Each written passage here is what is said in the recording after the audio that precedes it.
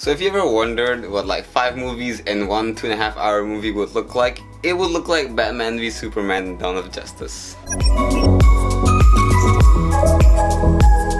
So Batman v Superman: Dawn of Justice is obviously one of the most anticipated comic book movies of the year, but unfortunately it doesn't quite hold up to what most people expected. And it's just not a very cohesive movie. Like what most people are saying is that the movie tried to cram too much into 2.5 hours.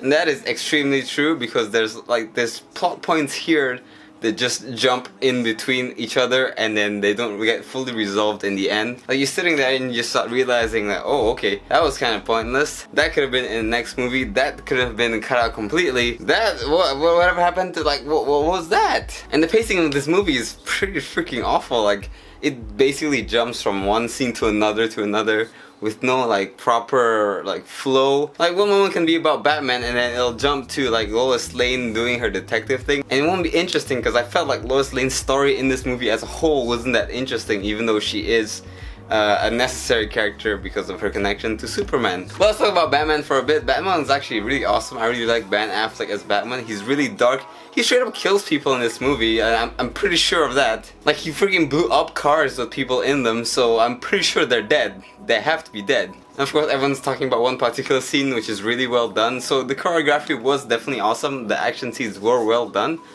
Because Zack Snyder does know how to do action well. But what he can't do is characterization. Like you're not given enough time to really get to know the Ben Affleck Batman and why he became this really brutal and murderous Batman. At the start of the movie it does show where Bruce Wayne was in relation to all the chaos that was going on in Metropolis from Man of Steel. So you sort of get his origin story, but now it's like 18 months later and everything's changed. And I gotta hand it to Hans Zimmer and Junkie XL who did an awesome job with the score.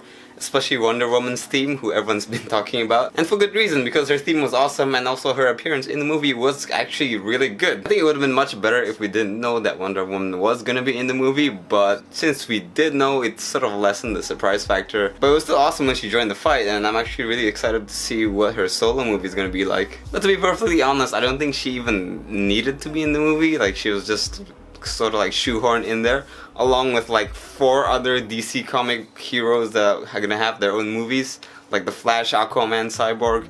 They're in there. They shouldn't have been, or they should at least be like in like a end credit scene or something, post credit scene. But it was like in the middle of the movie and you're like, what is this? It's so disjointed from like the main story. And again that's the problem with Batman v Superman. It's so crammed. It's just like they just threw in everything and then who cares if it's gonna fit or not, just throw it in there. So if this was a proper like Batman v Superman movie that concentrated only on Batman and Superman, I think it would have been pretty good and it didn't need to be 2.5 hours. Oh, and there's also Lex Luthor and Doomsday. Lex wasn't very good, even though Jesse Eisenberg is a good actor. I don't think he was a Lex Luthor in this movie. He was more like a Joker, strangely enough. And Doomsday was in this movie basically to have Batman, Wonder Woman, and Superman all in one shot fighting a common enemy. But while the fight is cool, it does take away from, you know, the actual substance of the movie, which is Batman v Superman. It should have just been called Dawn of Justice, not Batman v Superman. It's Dawn of Justice. And then it would make more sense to have all these other things thrown in there, even though there's still way too much of it. But I think I'm starting to ramble on, so just to wrap this up guys, Batman v Superman is an above average movie at best. The action is pretty cool, the music is awesome,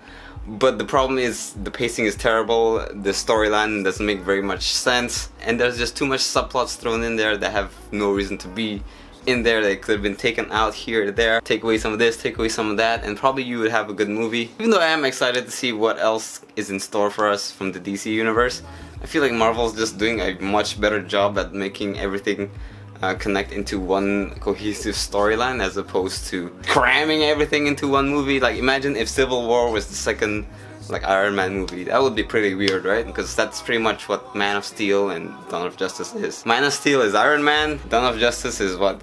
Captain America Civil War or Iron Man 2 wouldn't make sense. But anyway, Batman v Superman, I would say stream this. It's probably not something that you need to watch in cinemas. It's not complete ass, but it's just not very good either. So those are my thoughts on Batman v Superman: Dawn of Justice. What do you guys think? Leave a comment down below on what you think of the movie, and I'll see you guys next time.